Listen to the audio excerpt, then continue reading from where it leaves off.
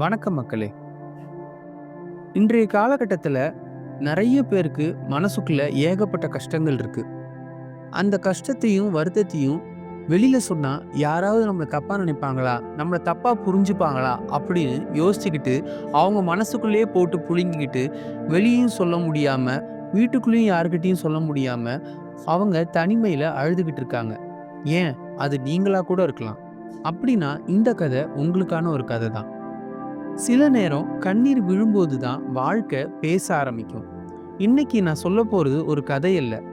உங்களுக்குள்ள இருக்கும் வலிக்கு புத்தர் சொன்ன ஒரு தெளிவான பதில்.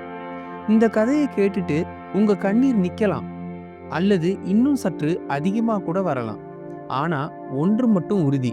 இந்த கண்ணீர் உங்களை பலவீனமாக்காது, பலமாக்கும். வாங்க கதைக்குள்ளாக போலாம். ஒரு நாள் மாலை சூரியன் மறைய போற அந்த நேரம்.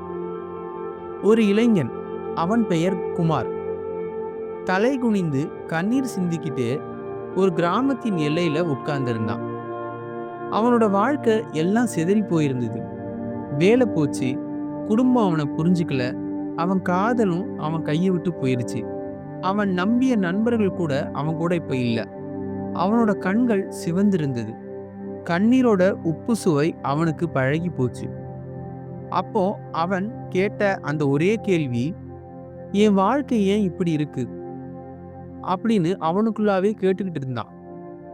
ஏன் இதே கேள்விய நீங்களும் உங்ககிட்டயே கேட்டுக்கிட்டு இருக்கீங்க, அப்படிதானே? வாங்க மீண்டும் கதையை நான் தொடர்றேன்.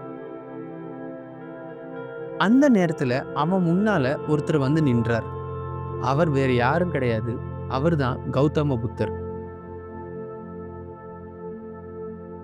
பின்பு புத்தர் அவன்கிட்ட கேட்டார், மகனே, கண்ணீர் ஏன் இவ்வளோ கனமாக விழுது என்று கேட்டார்.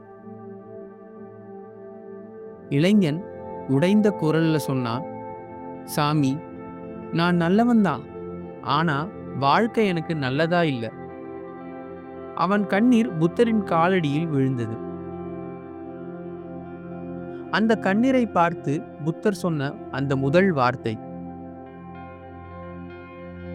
இந்த கண்ணீர் உன் தோல்வி அல்ல, அது உண்மை. அந்த வார்த்தை இளைஞனின் மனசுக்குள் முதல் முறையாக அமைதியை வளர்த்தது. புத்தர் மெதுவாக சொன்னார், மகனே, மனிதன் இரண்டு வகை கண்ணீர் சிந்துகிறான். முதல் கண்ணீர் எதிர்பார்ப்புகள் உடையும் போது விழுவது. இரண்டாவது கண்ணீர் உண்மையை புரிஞ்சுக்கும் போது விழுவது. முதல் கண்ணீர் வலியை தரும், இரண்டாவது கண்ணீர் விடுதலையை தரும். பிறகு புத்தர் கேட்டார், நீ அழுவதற்கு காரணம் வாழ்க்கையா, இல்ல வாழ்க்கை இப்படித்தான் இருக்கணும்னு நீ வைத்த எதிர்பார்ப்பா? அந்த கேள்வி இளைஞனை உலுக்கியது. புத்தர் தரையில் ஒரு கோடு போட்டார். இந்த கோடுதான் உன் எதிர்பார்ப்பு. அதுக்கப்புறம் அந்த கோட்டின் மேலே கண்ணீர் துளி விட்டார். இந்த துளிதான் உன் வலி. பிறகு புத்தர் மெதுவாக சொன்னார், கோட்டை அழிக்காமல் கண்ணீரை நிறுத்த முடியாது. அந்த நேரத்தில் இளைஞன் புரிஞ்சுக்கிட்டான். அவன் அழுதது வாழ்க்கை மோசமா இருந்ததால் அல்ல, வாழ்க்கை அவன் நினைச்ச மாதிரி நடக்கலங்கிற காரணத்தால தான். புத்தர் மீண்டும் இளைஞனின் கண்களை பார்த்து சொன்னார், மகனே, கண்ணீர் விழும்போது நீ பலவீனமானவன் அல்ல. கண்ணீர் விழும்போதுதான் மனசு பொய் சொல்லாமல் உண்மையை பேசும். அழுவதை நிறுத்த முயற்சி செய்யாதே, அதை புரிந்து கொள்ள முயற்சி செய். வாழ்க்கை உன்னை உடைக்க வரல, உன் அகம்பாவத்தை உடைக்க வந்திருக்கு. நீ கண்ணீரை துடைக்க வேண்டாம், கண்ணீரிடம் கேள், நீ என்ன சொல்ல வர்ற அப்படின்னு கேளு. அந்த இளைஞன் முதலாக அழுதுகிட்டே சிரிச்சான். அன்பான சகோதர சகோதரிகளே, இப்போ நான் உங்ககிட்ட கேட்கிறேன், நீங்க கடைசியா எப்போ மனமாற அழுதீங்க? அந்த கண்ணீர் உங்க பலவீனம் இல்ல, அது உங்க உள்ளத்தோட நேர்மை. இன்னைக்கு உங்க கண்ணீர் விழுதுன்னா தயவு செய்து அதை அடக்காதீங்க. புத்தர் சொன்ன மாதிரி நினைச்சுக்கோங்க, கண்ணீர் விழும்போது வாழ்க்கை உன்னை தண்டிக்கல, உன்னை கற்றுக் கொடுக்குது.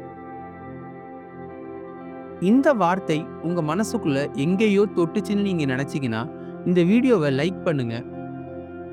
உங்க வலிய புரிஞ்ச ஒருத்தருக்கு இதை ஷேர் பண்ணுங்க.